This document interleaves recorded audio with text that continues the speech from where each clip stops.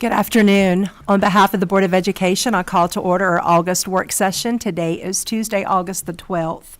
Warm welcome to those here in the auditorium with us, Commissioner Thompson, as well as ABSS staff and special guests, and to those watching online, and as always, our friends from the media.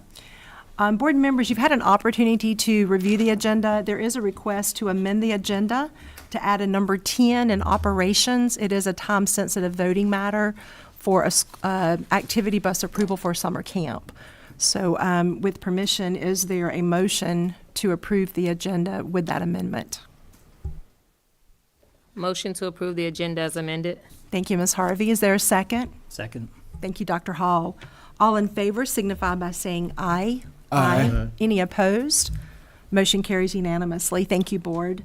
I am not aware of any Board of Education business at this time, so with your permission, I'm going to turn the floor over to Dr. Fleming for our first presentation. Thank you, Madam Chair. I know we're Matthew's here, so I don't know if our friends from ORED need a minute to catch their breath, or if you want to go now, or we can do a budget amendment before that, but it looks like they're ready. All right, so I will give a brief background. Thomas Dudley from ORED, NC State, is here. They performed our capacity study and a land use study for us over this past year, or I guess half a year maybe, and they're going to present that to us. I think it's very interesting what he's going to have to report. I will tell you, I don't know that it's surprising, but it's interesting because I think we kind of saw some of this coming. I think it's important to look not only across the whole county while he's presenting, but those particular pockets of growth. And then we can talk about, I think towards the end of his presentation, we can talk about some potential fixes or remedies to some of the issues he brings up. So I will introduce Mr. Dudley, and he can introduce the rest of his team. Thank you, Dr. Fleming. Chair Ellington Graves, other members of the board. Again, my name is Thomas Dudley. I'm a school planner with ORED, and it's a pleasure to be joining you all this afternoon and to be helping to present the land use study that's been conducted by my organization on behalf of the school district. We'll begin with a quick introduction to our organization. From there, we'll be discussing at a high level the land use study, including the process and results, and the culminating membership forecast. From there, that also includes the school level forecast, which we call the out of capacity table. From then, we'll be talking at a high level again about really a quick overview of potential solutions from both a student assignment perspective as well as a facility planning perspective. Now, our parent organization, ITRI for short, or the Institute for Transportation Research and Education, is part of NC State University and housed on NC State's Centennial Campus in Raleigh. ITRI has been conducting research related to transportation in North Carolina for over 40 years. Our smaller group is called ORED, and that makes us an unbiased third-party evaluation research group that strives to depoliticize school planning in the state. We do that through the services that you see listed in bold there. As you can see, we've had the privilege of working with quite a few districts over the history of the program. Now, and to speak at a high level to the land use study, I'm going to hand it over to my colleague, Mr. Brian Godfrey.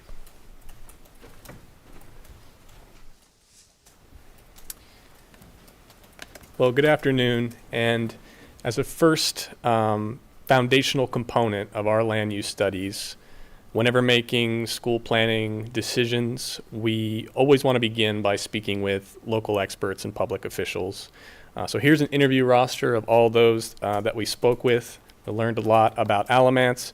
We want to take this opportunity to thank those. So, first and foremost, residential development. It has been continuing at a very strong pace across the county. These are primarily single-family subdivisions, but increasingly we are seeing multifamily projects, including townhomes mixed into new neighborhoods, as well as new apartments.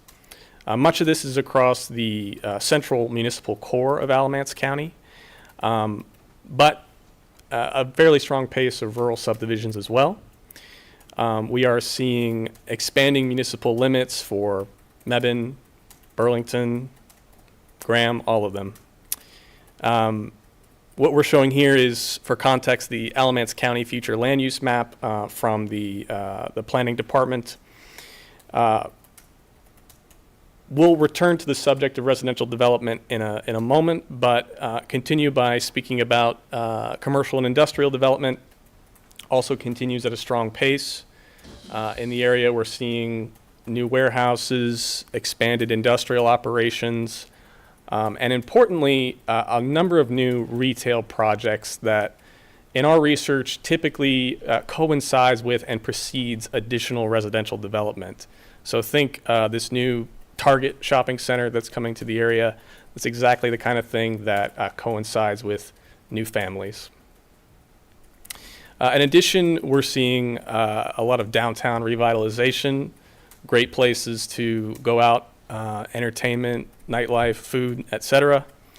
And then, of course, just across the border, we have the new Toyota mega site that's been up and running, pulling some of the labor pool from Alamance, certainly. And finally, on the subject of land use here, I want to touch on the water and sewer utilities. Overall, very strong utilities across the core of Alamance County. Now, about a month ago, we had this unprecedented tropical storm. We want to take a moment to acknowledge those recovery efforts and thank those involved in that.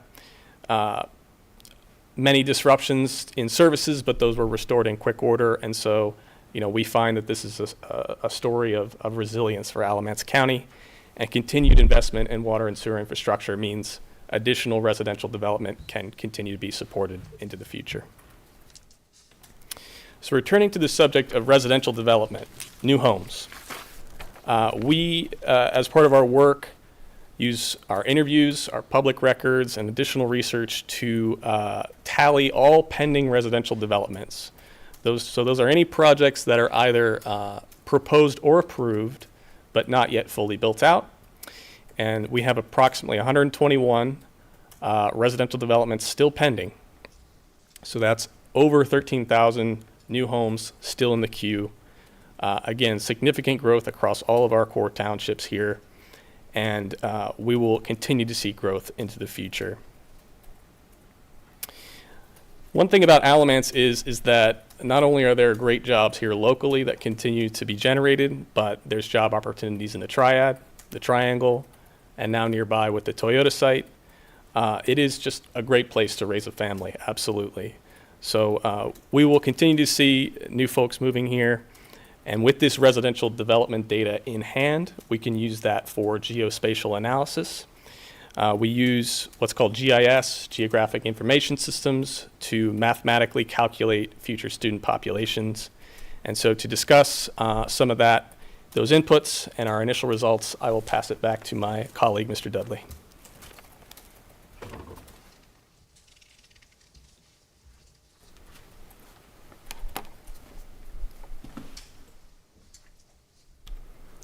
Thank you, Mr. Godfrey. So in addition to the residential development data that you just saw, another critical input for us and a critical input for any demographic forecast, especially one for school-age children, is resident live births. That's especially important because a large share of the births within the county are going to become your kindergartners 5 years down the line. And what we've seen is stable resident live births. And this data is the most recent data available from the State Center for Health Statistics. Some up and downs, but overall stability for the most part. Next, we'll be moving to your membership history. And this we always enjoy looking at and incorporating into our work because it gives an impression of the momentum of the cohorts that exist within the system currently. So here is just presented the summary information, your month 2 ADM at the highest level, at the district level, but we dig into this at the school level and by grade by school, and are able to use that information and model how cohorts are going to move forward over time as those cohorts move up. So speaking to that information that we've just quickly outlined, I want to move on to the actual forecast here on the next slide. So the vertical dotted line is where we are today, and so everything to the left of that is observed data, your counts of how many students you have, K-12, And off to the right, we have the forecast of how many students we expect broken down by level, elementary, middle, and high. Elementary is the blue line, the yellow is middle school, and high is the red line. So what we're seeing in summary is growth at all levels. And as I see this information, what stands out to me is this is very congruent with young families moving into the district, residential development's impact being shown, seeing that greatest impact at the elementary level, and then later having that impact cascade through the middle and high schools as well. Also wanted to mention, of course, that this is information that we break down as well by school. This first slide, this first out of capacity table is the elementary schools. We'll be showing middle and high school next. But again, this is the out of capacity table. It's a bread and butter deliverable for us. It's what we like about it is it's a quick visual way of being able to see where your facility needs are and where they will be in the future. So working our way from left to right, we have the name of the school here, elementary schools only. Next, we have the capacity of the school as provided by the district. The next column is your membership, and then each column out to the right is the forecasted number of students that we expect to see at each of these schools over the next 10 years. Now, the coloring that you see back behind it is utilization. And when I say that, what I mean is it's the number of students divided by the capacity of the school. So in short, if you see a school that's in the red for a given year, that means a school that's overcrowded, a school that has more students than it has seats overall, to the extent of 5% more students than what the capacity of the school is. Now, there's a lot of information here. You can start to pick out some trends looking at, the east and the west, especially at the elementary school level, as well as, in the long term looking at, I want to point your attention to the very last data point in the bottom right. So that's 10 years out, you would be over your elementary capacity as a broad number. So next, I'm going to move on to the middle and high. Again, what you're seeing is growth at all levels. And what we have here is, I know a lot, so I'm going to pause before we proceed. After this, after the out of capacities, we have one slide that my colleague will present. But I want to pause here and ask if there are any questions or discussion on these two tables that have been presented at this point. Any questions from board members at this point? Yes, Mr. Rogers. So going back to the elementary, I guess, slide. Hold on, I'm trying to just go back. And so looking at it from 10 years out, right now the projection is that we will be somewhere between 100% to 106% as far as capacity levels for total enrollment. But I know on here it shows that it's 7 schools that would really be the main ones that will be, I guess you can say, pushing that limit over really high. And so with this, I guess with this projection, because I had looked back at I think a previous study that y'all had done for the system, one thing that stood out to me then, and you can maybe say from residential stuff, is Garrett. Because of where we're at right now with Garrett, we know as a board what we had to do with a couple of their classrooms. But on that previous one that was presented back in 2020, Garrett, I think, was not even over capacity at all. It wasn't even projecting like it was going to be over capacity for a while. So is that just, which I mean, I guess it's obvious, but that just shows from that growth of developments that is possible in Mebane area? Absolutely, and so we seeing Mebane on both sides of the line. I mean, the residential growth there has been substantial and has outpaced a lot of what we had previously expected. I will say I recall that board meeting, I believe it was in 2020, and it just, it was a time in the history of, school planning in the state where just because of COVID, there was so much uncertainty related to especially what the housing market was going to do. That certainly speaks to it as well, but I think your point is absolutely right. The residential development in that area is substantial, absolutely. Thank you, Mr. Rogers. Any other questions from board members? Okay, thank you. Okay. So with that, we'll proceed to what is our last slide here, and I'll hand it over to my colleague, Mr. Palmer.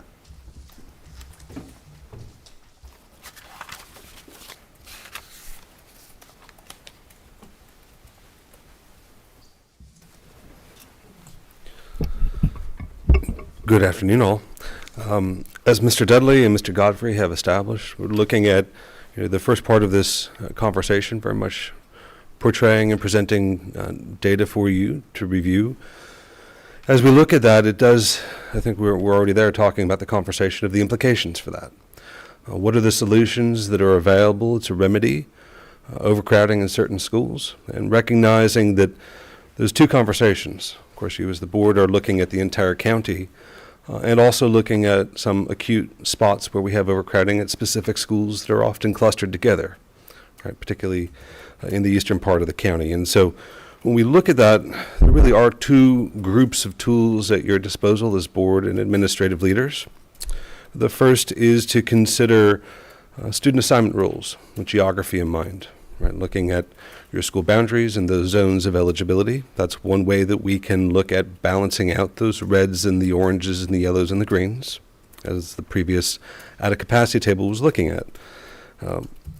In particular, it's essential that we are paying attention to the grade level capacities as well. Here in North Carolina, we have House Bill 90, which stipulates class size regulations at a per grade level. So there's a deep level of analysis that needs to accompany this as a continuation of the board continuing to look at. Mr. Dudley was noting the sizes of your cohorts. Those kindergartners, and as the portrait behind you shows, they graduate.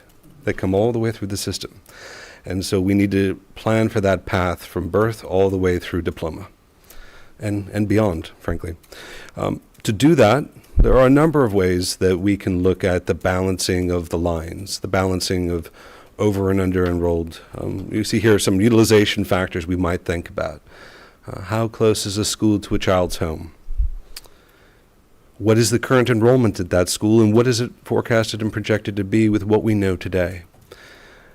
And of course, recognizing there's a legacy of respecting and thinking about neighborhoods as well. All that loads in, and those are priorities that certainly as the technicians, Thomas has done a nice job, I think, consistently always saying we are here to bring good information to you all and to help avoid the politicization of public education.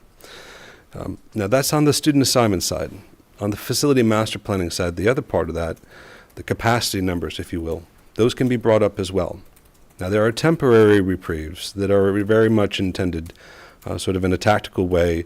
Circumstantially, if you're looking at, say, building a school and you need swing space, that's where a mobile trailer might come in, or if you had 1 year where you needed to work with planning and zoning. But generally speaking, especially in North Carolina, our brick and mortar solutions are a life, health, and safety opportunity for the board and the community to support our children. And so we always advise to boards and administrations that we are thinking of the long term, particularly with regards to our learning environments, what the 21st century learning environment needs, and the needs of our children, particularly as it relates to seats.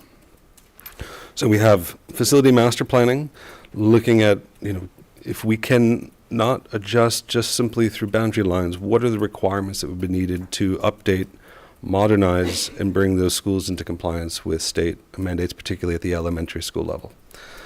Being mindful that you are looking at growth not only at elementary but middle school as well. And so I wanted to lay that out for you as far as much of our presentation today is looking at, have a very clear-eyed look at where we are in Alamance, Burlington, and also what solutions are in your basket between student assignment and facility master planning. And we're here to help with that as we go through the process with you and answer any questions you may have. Any questions from board members? Yes, Mr. Engel. Thank you. I know we've got, 3 or 4 mega centers that are being built just south of Alamance County in the southern part, Chatham, Randolph, Guilford. And yet, when I look at these numbers, Sylvan Elementary, which is down in the southern part extremes, and also Alexander Wilson, it shows pretty much a lot of growth in the next 10 years. But then you have B. Everett Jordan and Saxma Hall. So I just wonder, The North Carolina Chamber says we're looking at probably up to 100,000 people moving in that area, that four-county area, including Alamance County. What do you have to say to that? So there are a lot of factors that go into the type of, sure. There are a lot of factors that go into the enrollment forecast that you see, a lot of them spatial, looking at things like residential developments and, rooftops. That's the big story, is rooftops, and following where those are and where they're going to be new rooftops. The story with things on the topic of mega sites like you've discussed, they have the potential to bring large job totals in the long run, and they're substantial. We do work with Chatham County, for example. We've worked with many of the districts in the area that are experiencing, more directly mega sites in the districts. And it's a more indirect relationship between mega site versus mega site to new school student populations than most people probably realize. That intermediate, those rooftops, that's what we keep going back to. That's the thing that is much more definitive, much more certain of a way to be able to predict. What we've encountered in other situations, other circumstances, is at times people look at a job total from a mega site in proximity and tend to over-attribute the actual number of those folks that would be living within a particular district.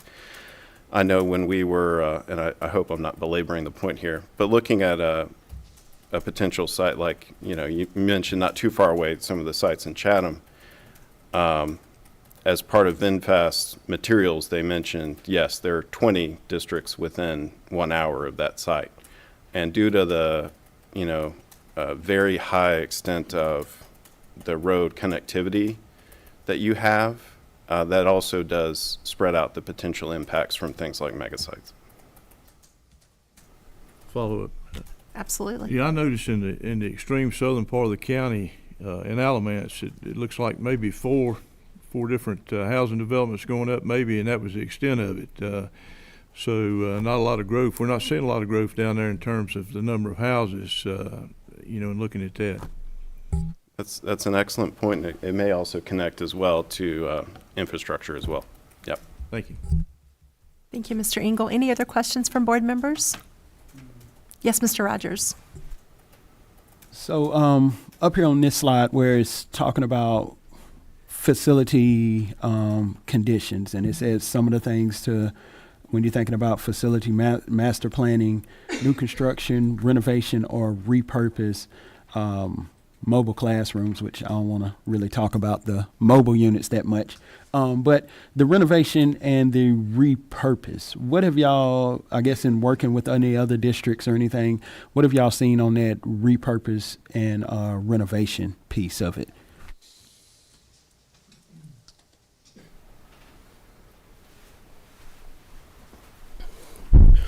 Very much what this is speaking to is managing the resources and the assets of the community and the public school system. When we talk about that facility conditions index, it's a ratio of trying to get a sense of, were we to replace this school versus renovate it, what does the advice say? Dr. Fleming and the administration was kind to connect us with Mr. LaRoe and the BAA ISCA group. They shared the full facility conditions assessment with us, and that's very much where there's a bit of a curve between the demographic forecasting that we're doing and now really integrating that with your other considerations within operations and your portfolio of facilities. And so an exhibit, and I will intentionally go to another county and leave it nameless just for the illustration of saying there are instances where a school has legacy. In many ways, schools are the anchors of our community and represent much more than just instruction. Oftentimes, they're the place where a whole family might have come through, right? And so we find in those instances in other communities across the country, but especially in North Carolina, when a school reaches a certain point, the modernization and upfit may not fiscally or otherwise make as much sense as evaluating alternatives, but not letting go of that site for its other community values and possibly other needs within the community.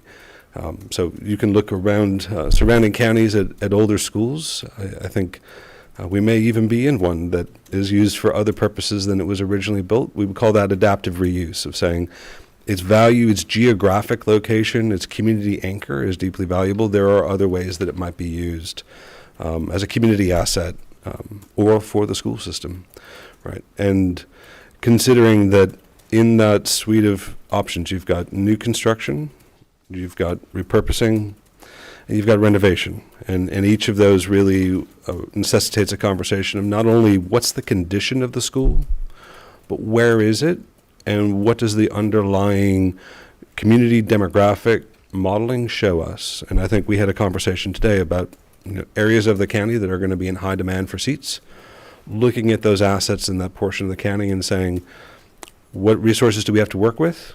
What does the additional work that Mr. LaRoe and others have brought to you say about the status of those facilities, and what are our best options here given what we've got?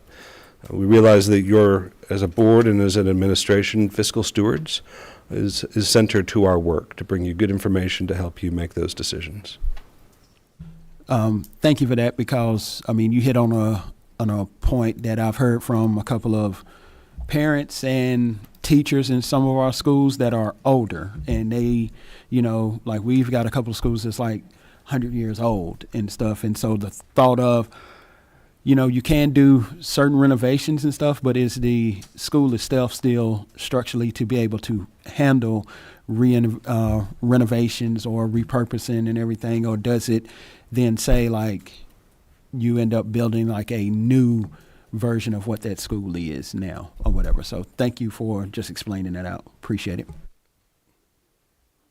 Thank you, Mr. Rogers. Any other questions? Dr. Parker?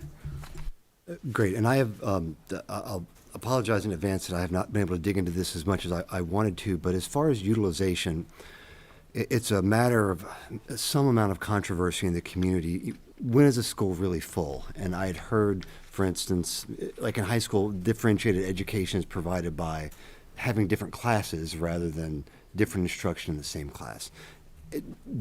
Does your group use basically the same model as far as high school students, or is it just like a middle school student as far as classroom filling?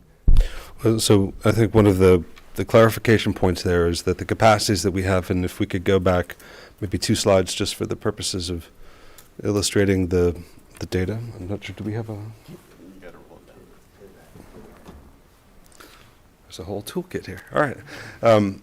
Indeed, and Dr. Parker, just to your question, we are looking at the capacities that have been supplied by the school system. I would share that at the high school level, to your point, that gets into, are we doing period or block scheduling? Are we entirely utilizing a classroom all 7 periods, or are there times for teacher planning periods? Is a teacher assigned to an individual classroom, and that is, Miss Classroom the entirety of the day, or is there rotational instruction?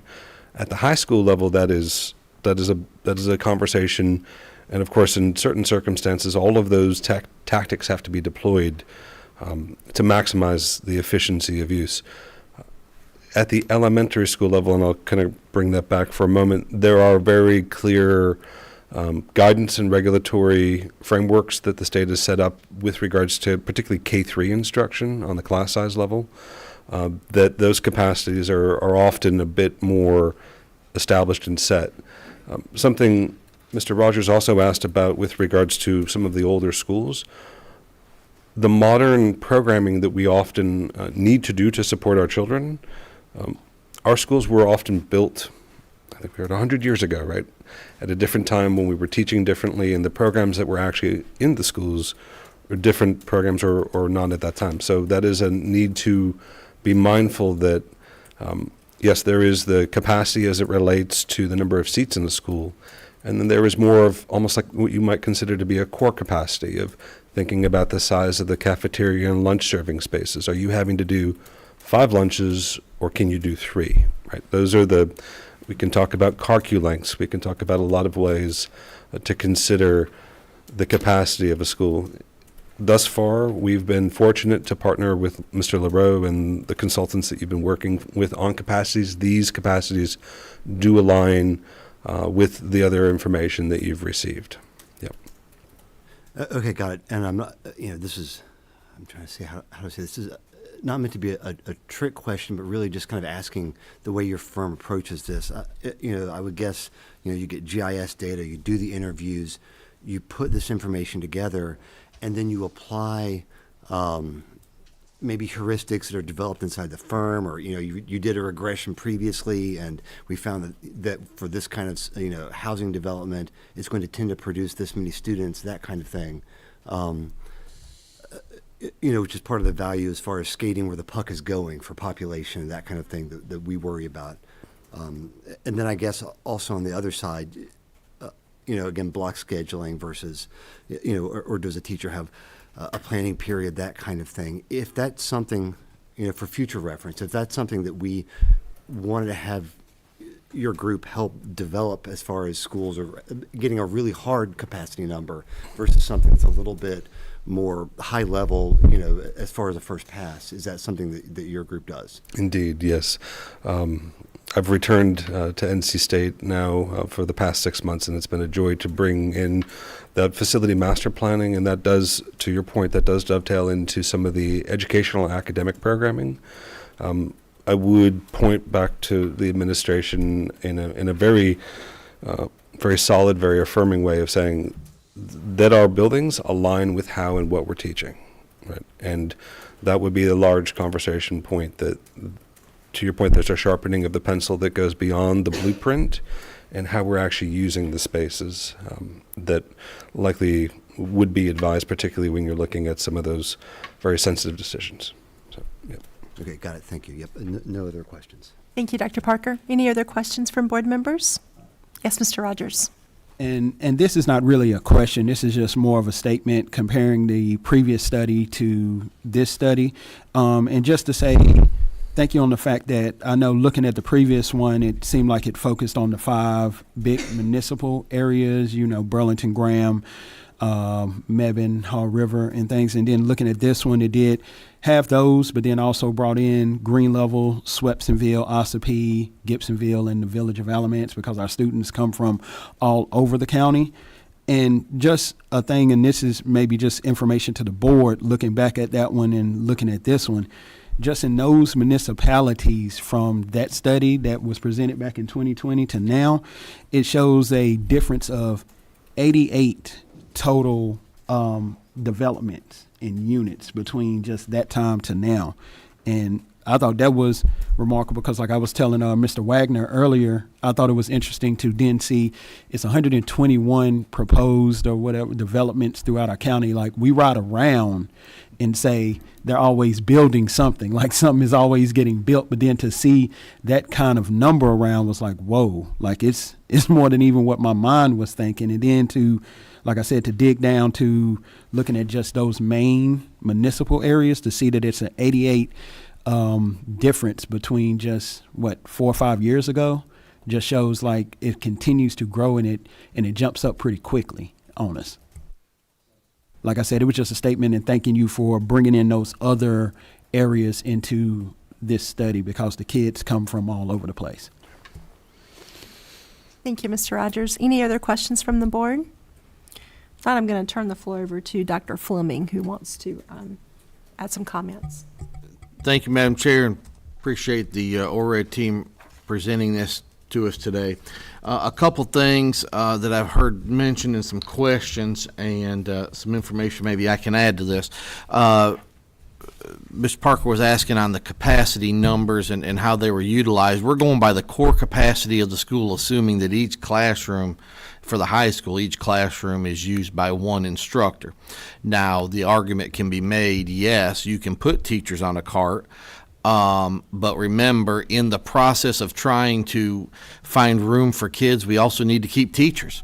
And if I was if I was an English teacher, and I could be here in ABSS and at any high school, you name the high school, and go classroom to classroom all day, or I could go to Guilford or Durham or Orange or somewhere and not do that, I may choose the place that I have my own classroom. So we're looking at the best case scenario there.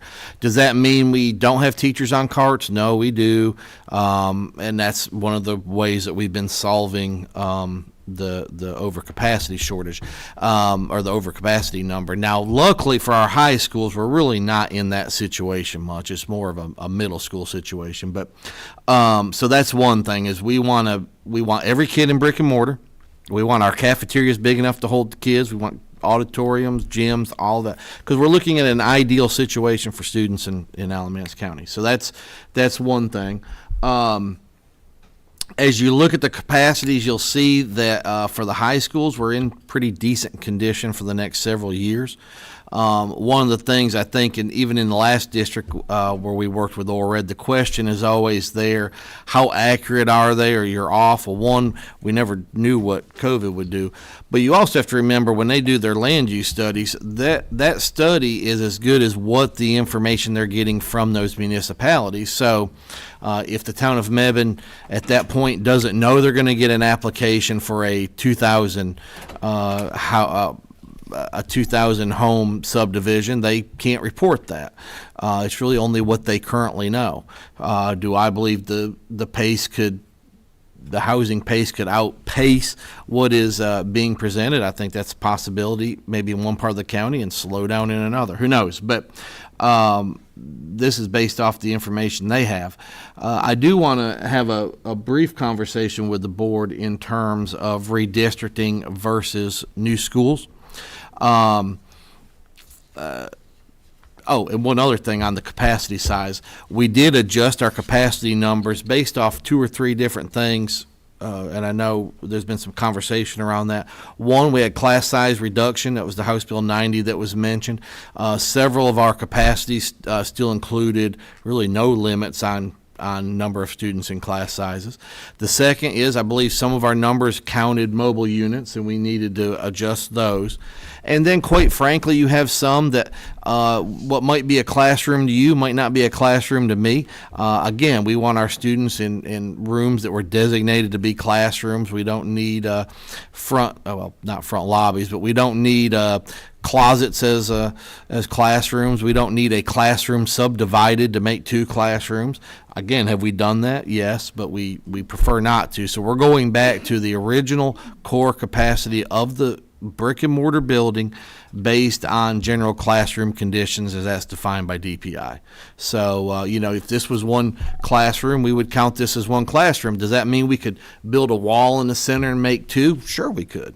But that was not the intention of the space. So I wanted to make sure I cleared that up of why is it we have less classroom capacity. Going on to the redistricting and facility master planning, I do believe there are more situations where we could redistrict and look at those lines. My recommendation, and I'm not saying this just because they're in front of us, but my recommendation is to allow ORED to work with us on that. It's a non-biased redistricting. We don't get into my neighbor's child wants to go here and my uncle's child wants to go here and my brother, sister, blah, blah, blah, wants to go here. They draw the lines out to maximize the capacity and making sure students go to schools that are fairly close to them. On the facility side, the question is, does that mean we need new schools? I think when you look at this, you cannot redistrict enough for the eastern side to not need a middle school and really not need an elementary school somewhere in the eastern side of the county, if that is either adding on to a school, building a new school.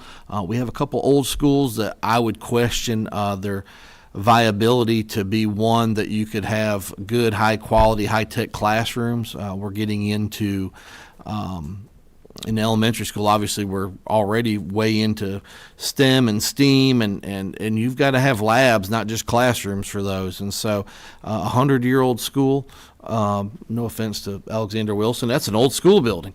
There's not a whole lot more we can do there. Could we rebuild the school? Potentially. Or make it bigger? We could do that. So I do think there's some opportunities there for a middle and elementary. On the western side, I think we need to have a serious conversation on that western side of the county to potentially look at a new elementary school soon.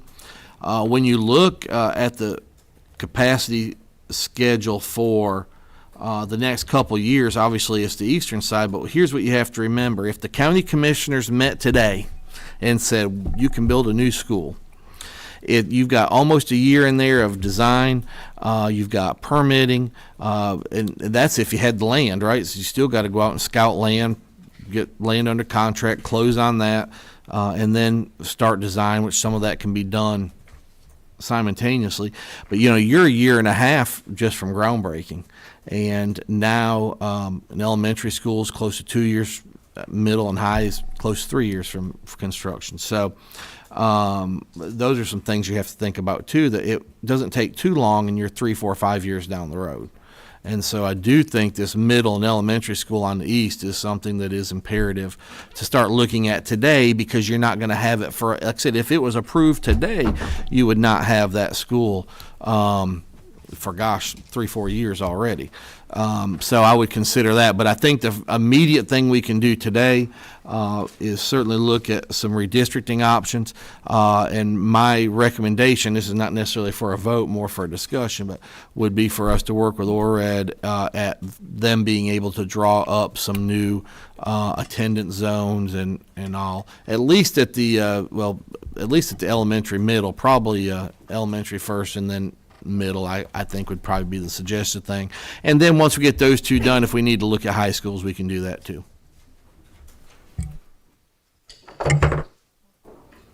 Thank you, Dr. Fleming. Questions for Dr. Fleming or for ORED? Actually, one more question, just as more of a data visualization. Would it be possible to get the map of Alamance County with maybe location pins for the schools that are color-coded by, by capacity, and but let's say 5 years or something like that? Or I'm not sure, how straightforward it is to generate a custom graph like that. Absolutely, we'd be glad to. Yep. Okay, great. I'm the board knows, I'm usually 15 minutes smarter, so I'll think about exactly maybe what that question is, and I'll send an email through Dr. Fleming. So, thank you. And one other thing too that ORED will do, and I think as we work through some of this redistricting stuff, I don't know if it's something we need to do today, but within the next 6 months to a year, is start, they do a really good job at pinpointing based on current growth, pinpointing where the exact school, or not exact location, but a kind of a radius of where new schools should be. And I think we've honed in, like I said, on these 2 or 3, and it may be good for them to work on that, but I do want us to get us cranked on the student assignment piece too. I don't want us to hold up on that, because when you look at these Garrett and Hawfield numbers, Southern Middle, they kind of jump out at you. All right. Anything else from the board? Dr. Fleming or from ORED? All right. If not, we thank you for your time and for the energy and the information in your presentation, and for being with us today. And we'll be in touch. Thank you. And Madam Chairman, next month, we're going to have Mr. Hook check, see, either next month or the month after, we will have Andrew LaRoe here from BASCA that did the facility needs survey, separate from this, obviously, but in many ways can be connected. And I think you'll see the connection. I've taken a look at the draft. I think you'll see the connection between this and the needs in our facilities too. So thank you. Thank you, gentlemen. At this time, I will welcome our Assistant Superintendent of Finance, Mr. Tony Messer, to the podium for budget amendment.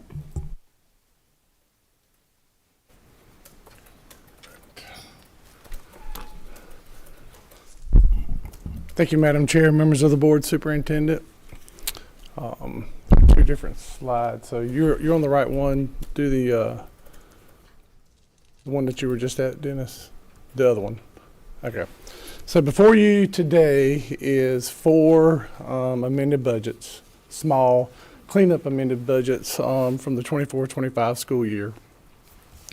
The first one is the State Public School Fund, where we transferred funds from months of employment for CTE to supplies to buy supplies for the program, for the CTE program at the end of the year. Those were months of employment that were not going to be used. So we converted those funds to be able to buy things to support the program to the tune of $111,000. Next amended budget is the local current expense right there. Basically what we're doing is we're covering charter school expense. When the original budget resolution was put together, the charter school budget was under budgeted. We didn't anticipate the amount of charter school expense that we would have. So this right here budgets to $490,000, and also the additional $110,000 for yellow school bus used on the local level that we have to reimburse the state for. And it was taken from school building admin, which the funds were there available to move those funds there. The third amended budget is the federal grants fund. There's no increase or decrease between PRC. If you'll switch to the other one, Dennis, if you'll scroll down. It is just $5,324 just going from instructional to non-program, and that was to pay for indirect costs that to the school district itself for use of facilities. And then the fourth is the daycare. You can stay on this one, Dennis, and scroll down. Keep going. Is the daycare fund right there.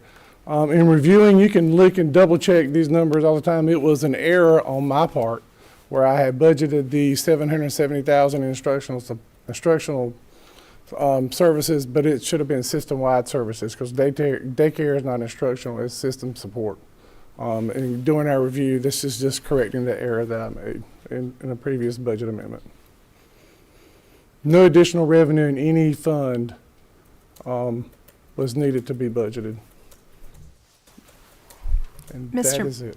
Mr. Sure. Messer, when you're talking about on the first attachment, the first budget amendment, the school building administration where we took $600,000 from that, is that from our principals? Is that from central services? Is that just money that we?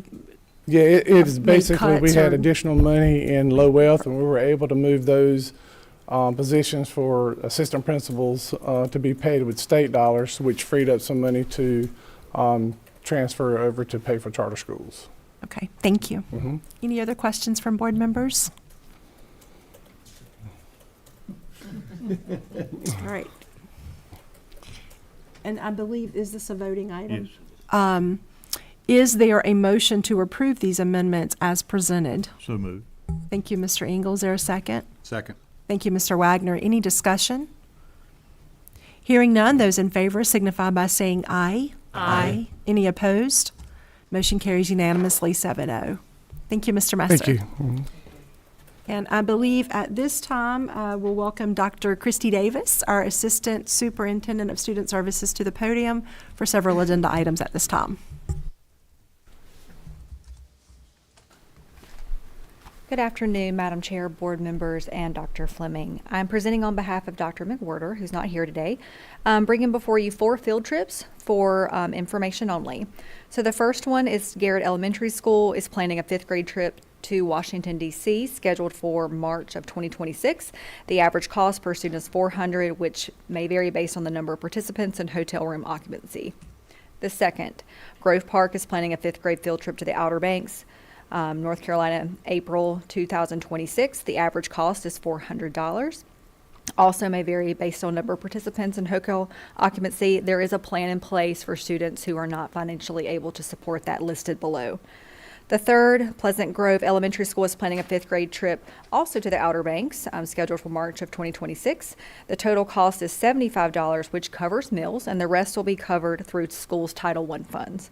And lastly, Smith Elementary School is planning a 5th grade field trip to the Sound of Sea Environmental Education Center in Pine Knoll Shores, North Carolina, scheduled for March 2026. The average cost is $350 per student, which of course may vary based on number of participants. Are there any questions? Any questions for Dr. Davis? Yes, Mr. Rogers. I know for some of the schools it was saying that there was going to be opportunities for either like payment plans or fundraising or sponsorships. And I just didn't see that with the first one for Garrett, but is that also a plan It's for for them all. too? I did verify that with Sean this morning, that it's applied to all, that there are going to be funds available for any student who's not able to financially afford. Okay, thank you. Absolutely. And I do want to share something with the board, because you'll probably see another, I won't say who yet, but you'll probably see another fundraiser come up in the next few weeks. One of the expectations we're telling folks for out-of-state trips, overnight trips, really overnight because some of these aren't out of state, is that there has to be a contingency for every student that's not able to afford. So the assumption can be made that if it's on here, they have a plan. I just want to make sure I say that, because I think prior to me asking some of this, sometimes there was a plan, sometimes there wasn't. Sometimes they just would figure it out if a student couldn't.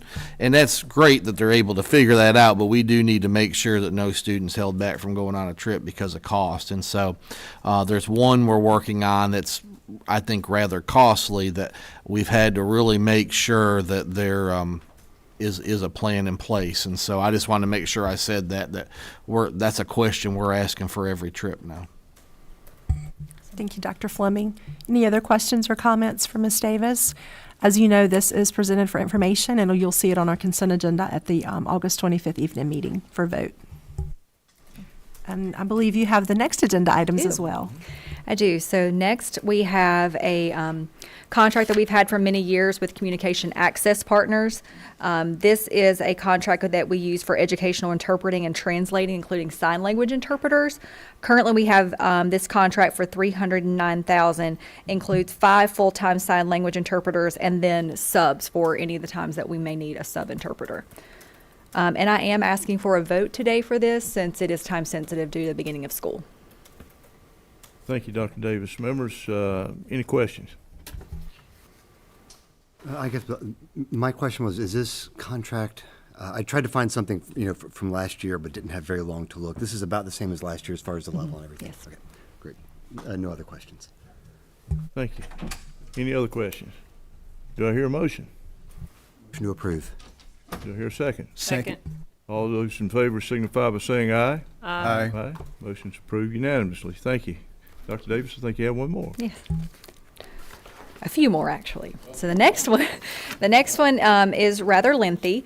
So here you'll notice that I have an attachment and a link. So just so you're aware of that. So every year we revise our code of conduct. Before those revisions are made, we do survey all administrators to obtain feedback. And from there, we put together a panel of principals from every level to review that feedback and to make recommendations that are listed here. So all the changes are noted in red. I am asking for a vote today since it's time sensitive with the start of school. So I'm going to go through each one of those changes and ask questions as you see fit. For Rule 1, we are including language that aligns with the measures that are in Educator's Handbook. If you're not familiar with Educator's Handbook, it's the software that we use for our administrators input the discipline incidents. So within that software, it actually lists out the different types of noncompliance. So we wanted to make sure we were specific in our language that we included. So here you will see it mentions disrespect of faculty and staff, disruptive behavior, inappropriate items on school property, and insubordination. So we're just aligning that with Educator's Handbook. So that's the first change. The second one is Rule 5. Okay. For Rule 5, same here. For attendance, we are including the language that's also in Educator's Handbook, which includes quite a few different examples of attendance: cutting class, excessive tardiness, late to class, leaving class, etc. So the same there, it aligns with Educator's Handbook.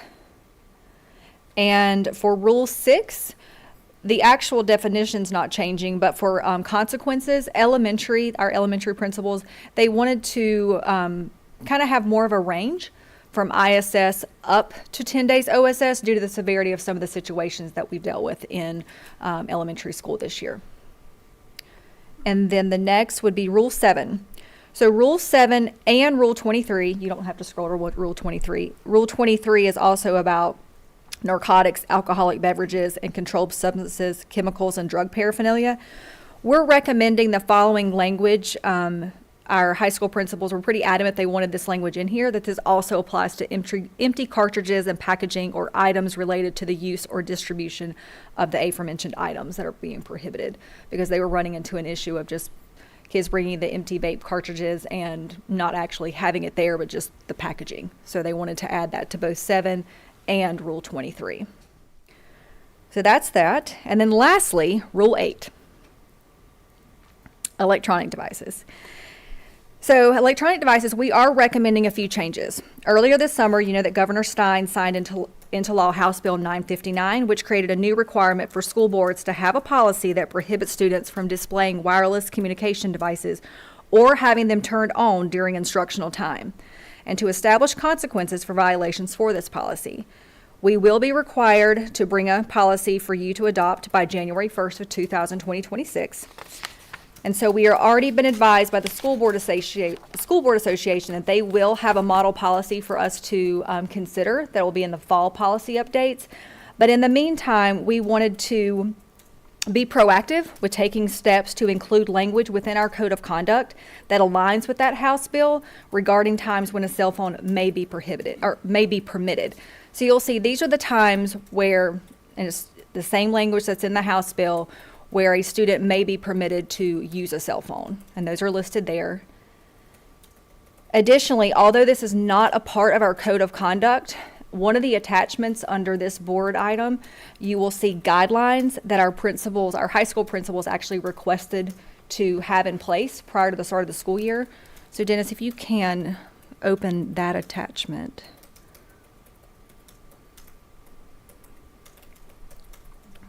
These guidelines, no, that's the website. Go back to the board agenda.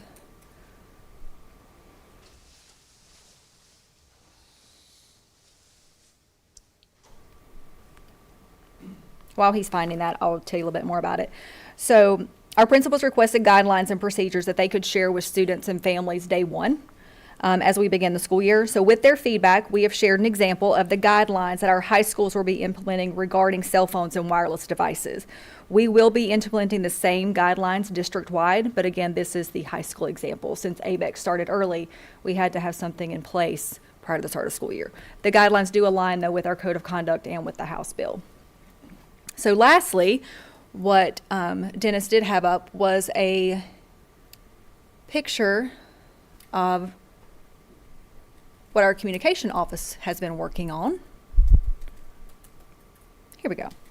So our communications office is working on a web-based code of conduct, and we hope that it will be more accessible for families, along with a wireless device page that will include procedures and resources for families.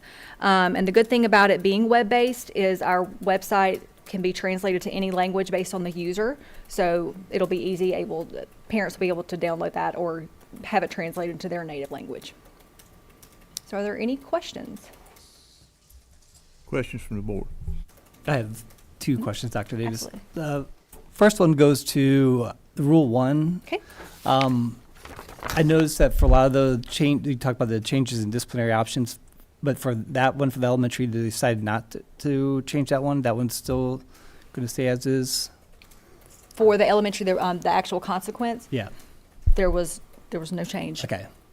Because I know the other ones, you said they went to 10 days to give more options, but for this rule, Just that one, just interpersonal. I think it was Rule 6, inappropriate interpersonal behavior. Yes. And then the other one was related to the cell phone policy. Mm-hmm. You said that's for the high school, so has that been conveyed? So the guidelines, the example I showed was just for high school. What you're seeing here, which is Rule 8, that's for all, elementary, middle, and high. And Dr. Al, we're going to come up with a similar sheet that you saw for high school. Since we were in a rush, since we have high schools in, we knew we wanted to get them first. And that also will help us fix some things for middle and elementary. The law says we don't have to change until January 1 or have to have that till January 1. We're trying to be a little more proactive even than some other folks and just trying to see what would this look like if we slowly, my hope is we can slowly implement this by Christmas, and then it won't be as shocking come July or come January 1 when it's in place.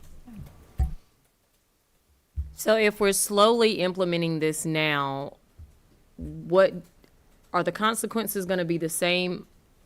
I struggle with this because kids have been allowed for so long to have their cell phones, and it is going to be like a shock when you go in on the first day and you say you can't have that, and if you have that, I'm taking it, or you're going to be suspended. And you're going to be talking about kids who have had a clean slate and never had an issue in school, but they've always been allowed to have their cell phones, and now you're saying, hey, this is what we're going to do. And I'm not saying that change is not needed, or, you know, at some point we don't need a cell phone policy.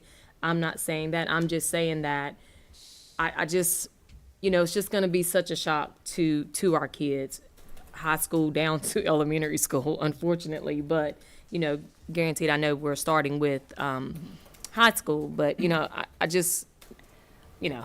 I think you bring up a great point, and I think that's why these guidelines, if you'll look at this example, they've really kind of outlined pretty specific steps where it's not just as harsh as the code of conduct. It just doesn't have that range, but it really talks about what they're going to do if there's a first offense all the way up to 5 offenses. Because it is going to be a learning curve for everyone, and it's going to be an adjustment more than a learning curve, just an adjustment, a new way of life. And that's why, because we don't have the elementary and middle done, I think for the high schools it's going to be a huge shock. I think for elementary and middle it will be, but we're going to try to, before we get it in black and white like you see it here, we're able to have conversations with those students over the next couple months and then roll the sheet out, if you will, or I should say weeks, and then we roll that sheet. That'll be a little easier. I do think high school is going to be, it is more of a first day of school. Here it is. Does that mean the first semester a principal might allow you to have 2 step ones? They may. You know, I'm going to let them kind of make that decision based on what they're seeing. But I do think it's going to be a shock to the high schools. But they're growing adults, so hopefully they understand that change is inevitable. That's the impression I got with talking with a few of them, that, you know, it's an adjustment for everybody, for administration, but also for our students. And so, you know, we wanted to have the guidelines in place, but we wanted to kind of be as structured as possible, but also to be as consistent as possible across all the high schools. So they really work together to develop this. It's not something we created for them. Mr. Rogers. Yes, and so 2 questions around the cell phone piece.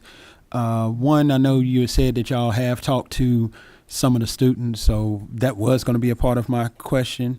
So once we have the model policy from the School Board Association in the fall, our plan, along with the communications office, is we're going to develop a cell phone committee or an advisory committee, and that will include students as well as parents, but also principals and members of the community.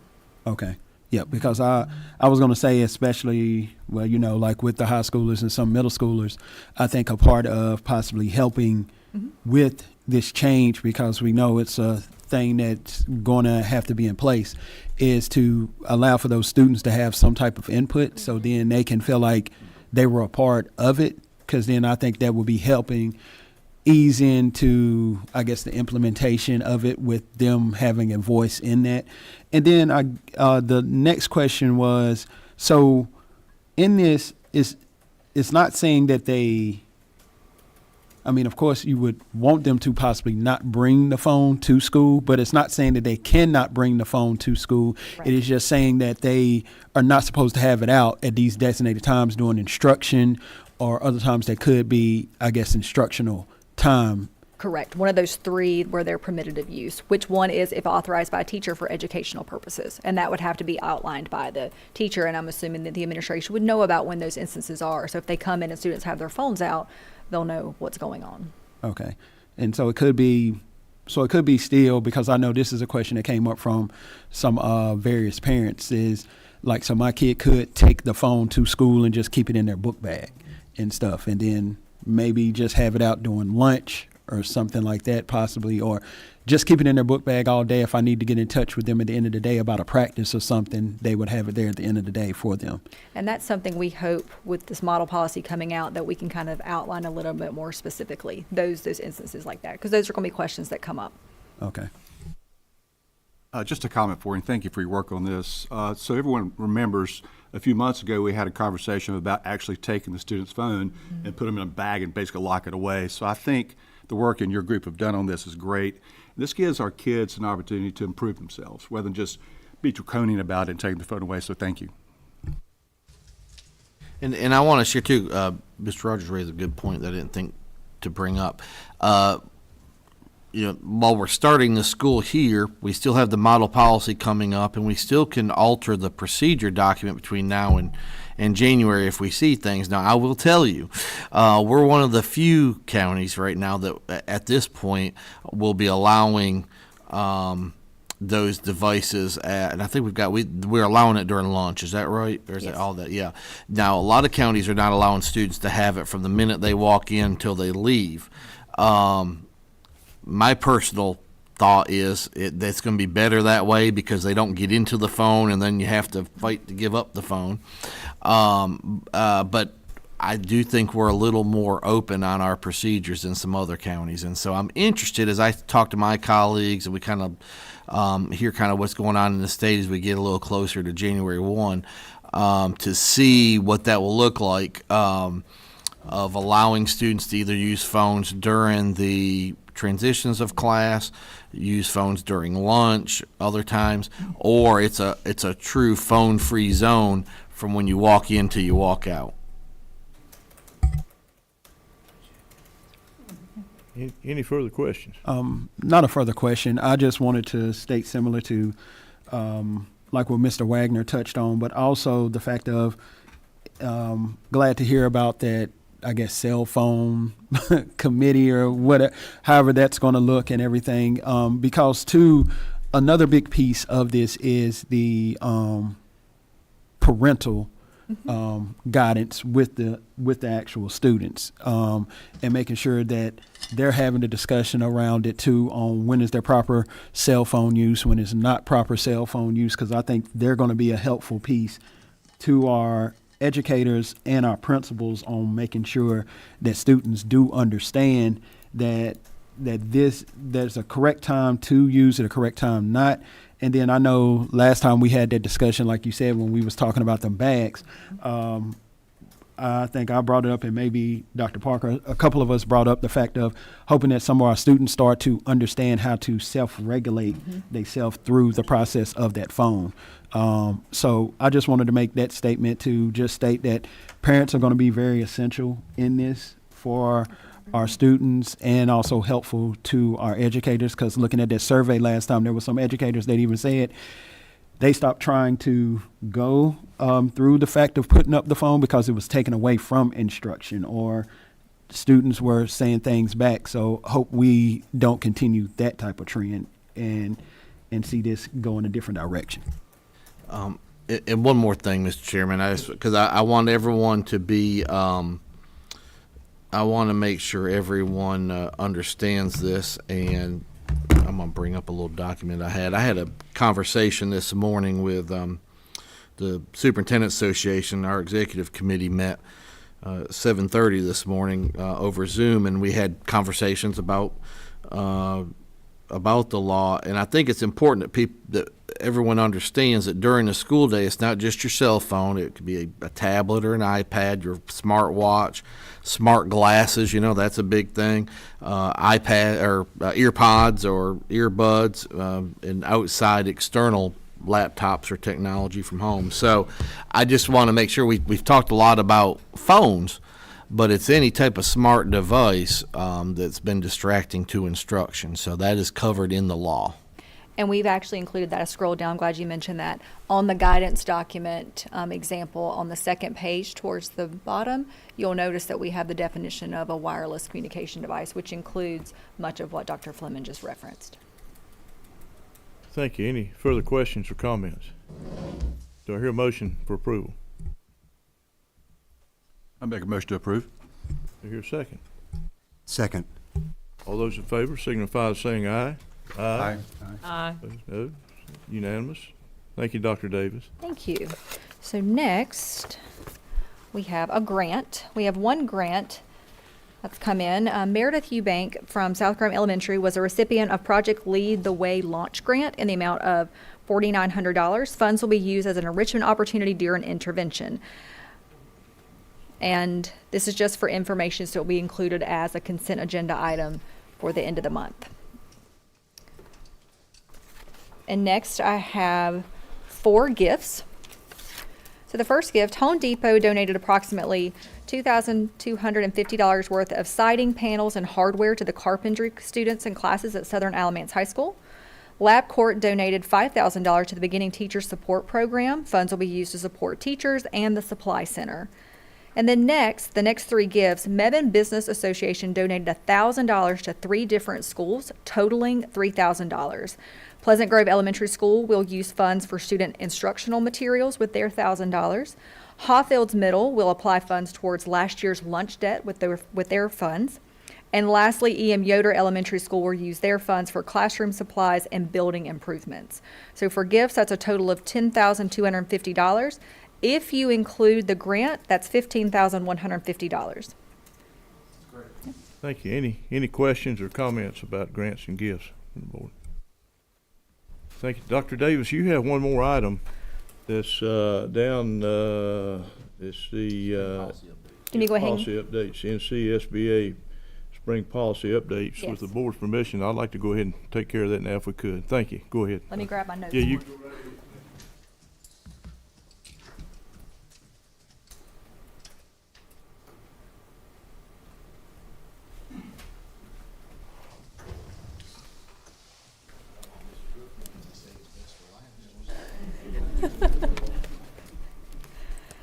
Okay, so the North Carolina School Board Association updated 29 policies for their spring 2025 policy updates, and staff have added 3 additional policies. We added school assignment, we added foreign exchange policy for students, or foreign exchange student policy, and service animals. So those are the 3 that we added. From the School Board Association, 20 of the policies recommended have substantive changes, including 2 policies that will be rescinded as they have been superseded by others. And then 7 only have minor changes. There is a table, you'll note right the top item. The table outlines all of those changes and what's been recommended. They have been reviewed by individual cabinet members based on where they fall within our division. And so they are described in detail in the table. Do you have any questions? Questions or comments? Mr. Rogers. So, Dr. Davis, I've seen on a lot of these, it's around the Title IX Yes. changes. So, which I know we had discussed previously, and Mr. Mitchell had discussed it with us too on certain policies that I guess after things got rescinded, that what we had adopted from 2024 was going back to the 2020. And so is that, like with some of these, that's what a lot of that change is with that Title IX, is that it's going back to Yes. what it previously was? Correct. And Ms. Anderson, in her division, she reviewed those policies. We've had a lot of back and forth with Title IX. Thank you. Any further comments or questions? All right. Thank you, Dr. Davis. Absolutely. We appreciate it. Thank you. Next, we have Mr. Hook. He's coming up for about 9 different items, or 10.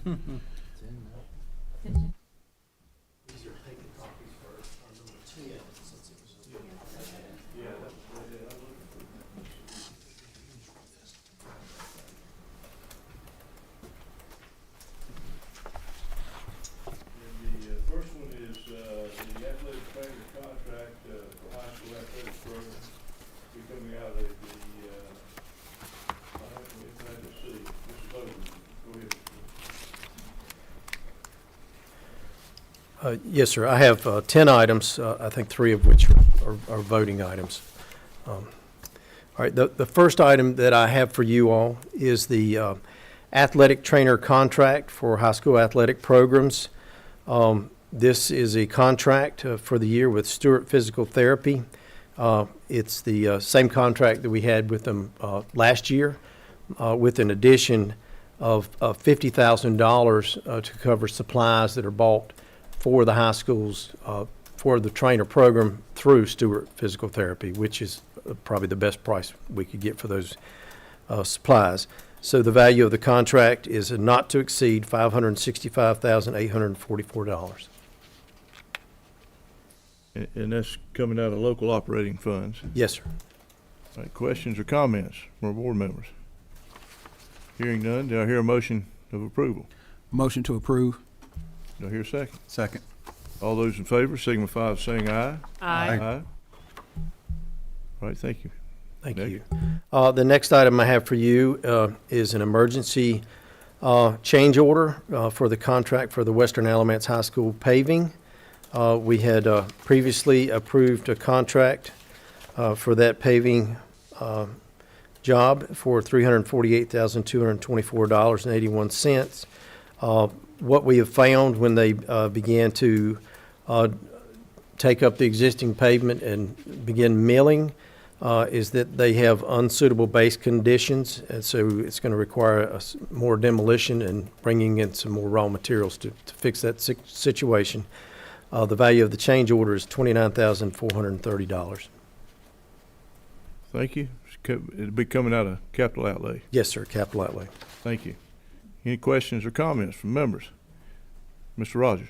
Mr. Hook, so with this, and, we're only a couple of weeks away from, 2 weeks away from school starting, how is that going to do with that parking lot for those students? They are committed to completing this job. The rain has set us back. We've lost a week or two on this project. I will say, we knew there were issues with this parking lot. I had described it before as, I think, cobblestones when I spoke to you last. And I think what they uncovered is what we knew existed. There was no base underneath.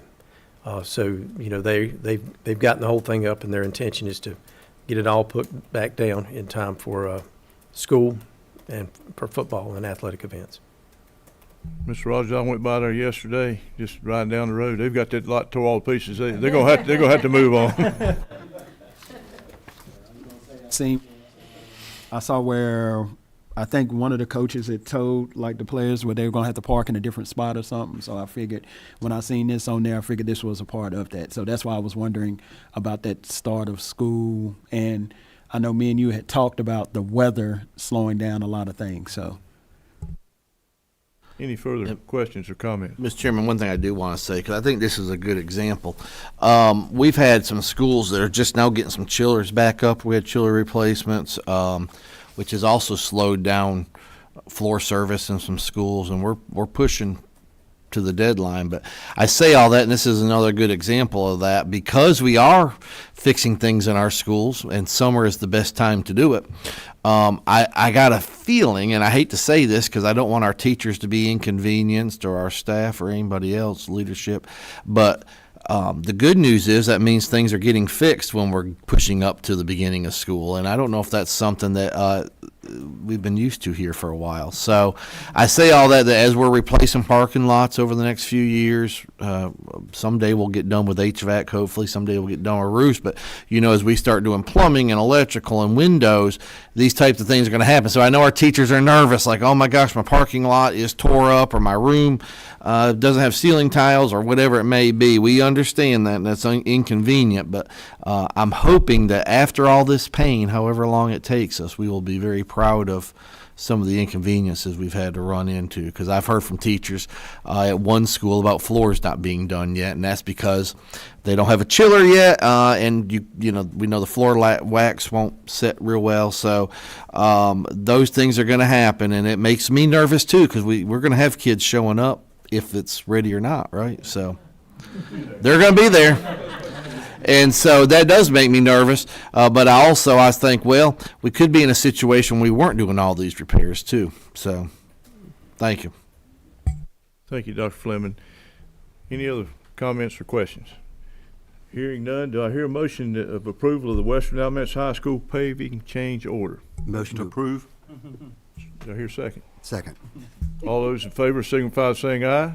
Aye. Unanimous. Thank you. Next. The next item I have is information, and it will go to the consent agenda item in the next meeting. I'm presenting a canopy contract for Alexander Wilson Elementary. We've finally completed the parking lot. Everyone would have thought we completed it last summer, but our engineer determined that the density of the top layer was not correct, so this summer top layer had to be milled down and had to be repaved. That's all done. So now we are able to put the canopy up, which is the covered walkway system that adjoins the back of Alexander Wilson in the car rider dismissal area in two different places. It will join the building. This contract is with Charlotte Tenton Awning Company, and the value of the contract is $106,664. The sources of funds are the remaining $99,823 in the original capital reserves allocated for this driveway project, and then we're going to pick up the difference out of capital outlay for $6,800. Thank you. Any questions or comments? All right, thank you. Go ahead.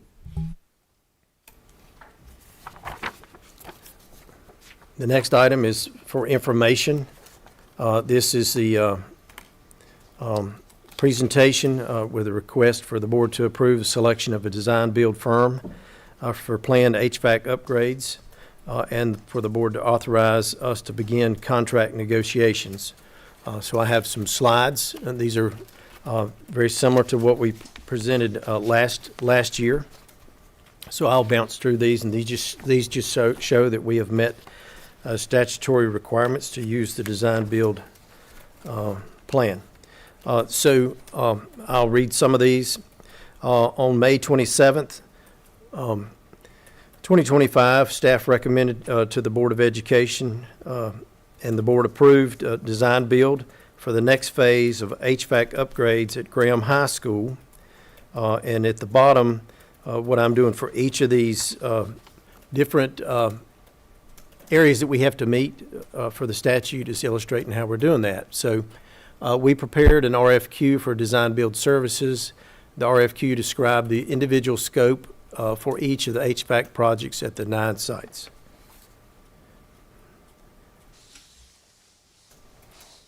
The next one, the time constraints were described in the RFQ. We intended to have a notice to proceed of August. At the time, I didn't realize that we didn't have a July board meeting, but we can still meet the substantial completion timeline of completion in 12 months. Our ability to ensure a quality project can be delivered. RFQ responses were evaluated, and a design builder was selected based on the design builder's expertise and past performance on similar K-12 projects, adherence to past contract terms, performance of current projects, and proximity and familiarity with Alamance County and the proposed project team.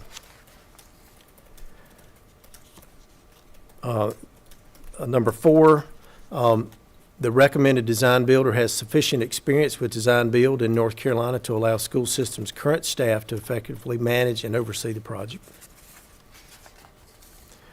Number 5, we posted the RFQ on the state's historically underutilized business website in order to ensure that interested businesses were aware of the RFQ. The contract will require the design builder to comply with Board Policy 9125, participation by minority businesses. And then number 6, the board reviewed construction delivery methods in May of 2024 and July of 2024 and authorized the use of design build for initial HVAC projects. In May of 2025, the board approved through resolution that the superintendent or designee is authorized to issue an RFQ for the selection of design build for the additional HVAC projects at Graham High. And then on the last slide, I'm making our recommendation. Staff seeks the board vote of approval for the selection of Samet Corporation as our design builder for the current HVAC projects and permission to begin contract negotiations. Thank you, sir. Mr. Hook, this is for information only. Yes, sir. Any questions or comments? Yeah, just one. Mr. Rogers. Mr. Hook, so I know it says for Samet to be the company for the HVAC projects, but it was also referencing Graham. So is this specific to Graham? Yes, this is the CIP project. So in the commissioner's budget, they've allocated $8 million in the CIP, and that CIP covers $4.1 million in HVAC renovations at Graham High School. What we had presented in the 5-year plan was to do Graham, then Southern, then Western or Eastern, or vice versa, and then Alexander Wilson, each of the next 5 years, which will be the large projects. And then in addition to that, out of the $8 million, we had an array of roofs in each of the next 5 years, and an array of chillers and/or boilers. I'm referencing what Dr. Fleming mentioned earlier, that we've replaced some chillers. That was all part of that CIP. So in the CIP, we have $4.1 million allocated for this Graham High School HVAC renovation project. All right, thank you. Any further comments or questions? Let me just ask a quick question Dr. Park. as far as this. Thank you. So as far as selection, does that of the design build firm, does that mean it did not go out for bid and you're like selecting a sole source, or what is kind of the? That's right. And if we went back to the presentations that we did in May and July of 2024, it illustrated the different ways that you could do construction, and then the benefits of each of those and the downsides of each. And we had chose then for the prior HVAC projects, which are still ongoing at Graham and Southern and Eastern and Western, several chiller sites and one boiler site, that we desire to use design build. And with the resolution that you all passed a month or two back, that was affirming that we could use the design build process here. What this enables us to do is, instead of doing an individual bid package for all of the HVAC facets at this campus, and there are numerous, because when you look at these 4 large campuses, you have 9, 10, 11, I think we said we have 11 different buildings at Eastern High School, but within each building you have multiple types of HVAC equipment, down to bathroom fans. So if you get into where you're bidding and going with the low bid, then it puts a lot of time into that, and then you can't, until you publish each bid opportunity, and then you open bids, then you select the company or the contractor for each of the HVAC kind of projects on a campus. Then once they're selected, then you have to, they'd have to order. You go into individual contracts, and then we would be managing that. It's very difficult. And then the upside for design build, particularly at these big high schools that don't have chillers and air conditioning in the gym, that has to be designed. So when you do design build, it allows us to be in a contract, and we're designing and building, and the design builder is actually ordering all simultaneously, so it moves the project much quicker. But we have a defined budget, so it will come in within budget. Okay, great, thank you. Any further from members? All right, moving to the next item is aged asset disposition decision. Okay, we have a brick home. Dennis, if you'll put a picture up there. We have a brick home that was on the original property where Cummings and Broadview are located. And for years, I don't know how many years, I suspect 20 or 30, maybe more, teachers have been living in this house. And so in some point during the past year, I was called over to look at the house because of cracking plaster. And we realized we have a lot more problems than that. So in this house, and you can see it in the top right, the pond is part of our property. And then, sorry, the left, that's the house right there. So this house has water intrusion. Water goes underneath the house. We have foundation issues. We have roof issues. We have electrical issues. We have gutter issues. And we have plaster issues. And beyond that, we probably have a lot more issues that you can't see. I think if you were to make a list of all the things that were right with the home, you would struggle. So the way the deed is written, you can't rent or sell part of this property. So I'm requesting that we declare that house surplus, and we look to demolish that home. And as part of that, what we'd have to do initially is to to do a study and determine if we have any asbestos in there that needs to be abated. From there, before demolition, we could talk to Burlington Fire Department to see if they were interested in doing any fire practice or anything like that. But then beyond that, you would end up with demolition. The house is vacated now, and it's boarded up. Questions? It's not really, I don't really have a question. I guess it's just an emotional statement because I'm, went to Broadview and Cummins. Remember that home. I remember a couple of the various teachers who stayed there in the time, but I knew nobody had been staying there in years. So it was just always like the house you saw from Church Street. And I remember as a kid walking from Cummins down to Wendy's where American Deli is now and walking through that yard and waving to the teachers. So, just hate to see that it's done went down bad. Well, it was occupied as recently as June, but it's really bad shape. And when if I was to throw a number at what it would take to renovate it, I think the minimum to make it safe would be $250,000. But we're not in the home business, and that's numerous parking lots there. I guess I would say, Mr. Rogers, the house doesn't love you back. I like old houses too, but it's going to be a tough one. What is the age on that house? That's the old Cummins house, isn't it? Yeah, we call it the McPherson home, and I think it was when we got the property in 1970. It was there. I would take a stab at saying 40s, early 50s at the latest. It was constructed probably in the 40s. I know we're talking about demolition, but how did we get here? Did we forget about the house? Did we not? I mean. Well, you can tell over the years someone's put windows in the home. The home should have never been occupied. When they took the land for the home, for the schools, they should have demolished the house then, and then we wouldn't be having this conversation. But in the past, I can't say how many dollars were put into that home, but they shouldn't have been because we're not in the home business. We're in the school business. And then going forward, we need the money for schools, and we don't want to be in a situation where we have someone in something that's not safe. And then, so the situation now with it boarded up is boarded up for obvious reasons to keep people out.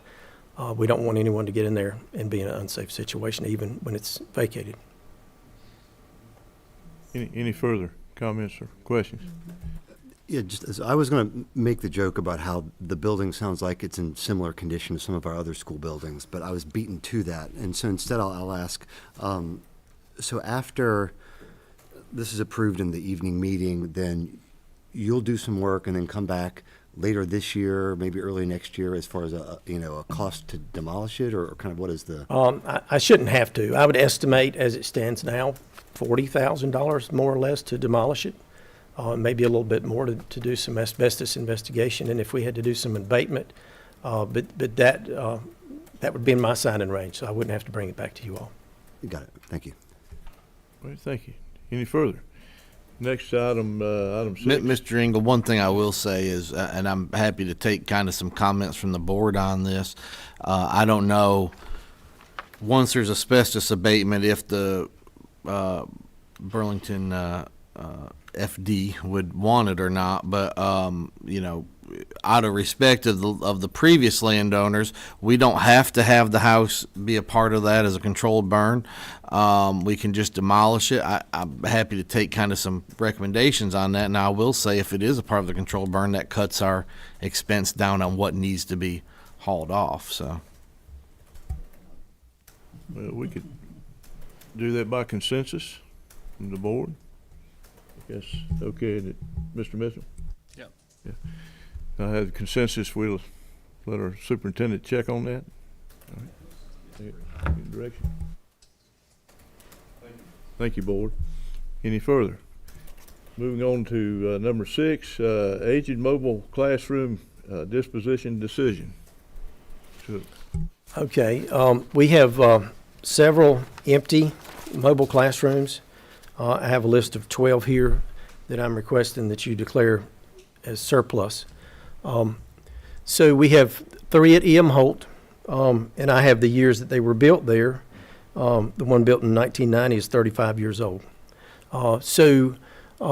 You were able to put in mobile classrooms. I'm referencing an earlier presentation by ORED. We can put in mobile classrooms temporarily when we're exceeding capacity, for us to prepare for a redistricting, to be problem solving, or to look at construction. And this is not the case here. So you have 3 at E.M. Holt, one's 35, one's 33, and one's 28. At E.M. Holt, the current capacity of the school without using mobiles is 86.42%. So they do not need these mobiles. At Graham Middle School, there are 5 mobiles there, and they haven't used any of these in 2 years. Now, we'll go back to E.M. Holt. They're using one as a PTA food pantry. One was the adaptive curriculum classroom, but we just finished remodeling the classroom inside and putting a bathroom in, so we're moving that one in. And then the other was a music room, but we have empty classrooms inside the building. At Graham Middle, these have been empty for 2 years, and you can see the ages of those. Currently at Graham Middle School, the capacity of the school without using the mobiles is 86.49%. We don't need those mobiles there. And then at Turntine Middle School, we have 4 mobile classrooms there, with the oldest being 2 of them are 35 years old. Current capacity at Graham Middle School without using the mobiles is 77.52%. So I'm requesting that these are all declared surplus. One thing that I like to note about the mobile classrooms, it was mentioned by ORED earlier, we're concerned about safety and health and being part of security, and mobiles are not part of that. And then they're outside of all the safety systems. We do, when we put a mobile in, we install our fire alarms, and we have to run data out there and things like that. None of the ones at Graham and Turntine have restrooms in them. So it's a situation where if you were using them, which they used to, you had to go back and forth inside and outside the buildings, and now we're in a situation where we have all these keyless door access systems that we're pushing for. Kind of goes against what we're trying to do. Questions? Just 2 questions on them. I know you said with the E.M. Holt one, that one is a PTA food pantry. Mm-hmm. So is there a space for that food pantry? There is currently. If you go back to E.M. Holt, they're running at 86.42% capacity without including the mobiles. So there is space in the building. The downside to us, and I understand the need to have that kind of facility, is we're using a whole mobile and keeping heat and air on there and doing maintenance and maintaining that mobile. And it's pretty old. And if you go by and look at these mobiles, you have easy access to the ones at Turntine and Graham, especially at Turntine. If you drive through the parking lot to the back, you can see all the rotten wood. I mean, we fight with mobiles all the time. So even to maintain it as a food pantry is still difficult and costly. But I think there is space in the building for that. Okay. Mr. Chairman, if I can say one thing too, because I know I've had some staff members at a school talk about moving a mobile unit that they were using for some storage as well. And while we want to be able to do that, at the end of the day, it kind of goes back to the home situation. We're in the school business, and we've got some great community partners out there that would provide the storage for those types of things. And so I say that too in case you do, maybe not with these, but maybe others that we have to surplus at some point. If people say, well, I keep storage in there, or it's a food pantry, or one school may say, well, we're storing furniture in there or something like that. I understand that, but we want our school buildings and school facilities to look good when we want kids in the building. And sometimes when you put kids in the building, you have to trim down a little too. I know folks like to hold on to things a little bit, but so I just say that as a warning that we are in the school business and we have to use our space wisely. Further questions? Yeah, so I was just going to ask the same kind of question as far as the house. So after, assuming that the board approves this at the evening meeting, what happens next as far as the discarding them? Well, this wouldn't be immediate. If you all approve at the night meeting to declare these surplus, then we would make plans. We would try to do some demolition of a few of them over the Christmas holidays. We don't want to do this when students are at schools. And then we'd try to do some during the summertime, maybe some during spring break. But we'd make plans to get all that done and get it all cleaned up and hauled away. Great, thank you. Yeah, I will, just as a comment, I mean, stuff expands to fill the space available, just like an ideal gas. And, I feel like as far as storage and that kind of thing, I understand that each one is, an ongoing expense as far as, not just keeping the mold out, but then also, heating, cooling, power, who's got the key to the door. It's probably different than the other ones. And so, where possible, I understand these are in some ways an emergency measure while you're waiting to do something else. And it seems like the emergency has been ongoing for some time. So, no further comments. Thank you. Any further comments? All right, moving on to number 7, which is information only, HVAC chiller preventive maintenance contract. So last year was the first time we'd ever had a chiller preventative maintenance contract. We worked with systems contractors. This contract, again, is a renewal of last year's contract. And we did preventative maintenance for the first time on all of the chillers in the school system. And we found a lot of things that were wrong with the chillers, and we got everything fixed. Put a lot of money into them. And this was one of the desires of the county commissioners, is we start doing preventative maintenance. So if you remember, we did preventative maintenance on chillers out of local funds and also on roofs. This is just a renewal of our chiller preventive maintenance contract with systems contractors, and the value is $111,524.93. Any questions? This is more of a comment or combo question comment. So if you find problems the first year, presumably there are fewer problems the next year and the fewer the next year. Is this billed on an hourly rate? Is it, parts plus labor as far as fixing things? Or I unfortunately didn't read the contract in detail. The cost is based on the tonnage and the type of chiller at each site. We actually have some sites with no chillers at all, like Pleasant Grove has no chillers. But then you have some sites with 3 and 4 chillers. Southern Middle has 4 chillers. So they give me a price per chiller, and it's based on the tonnage and the type.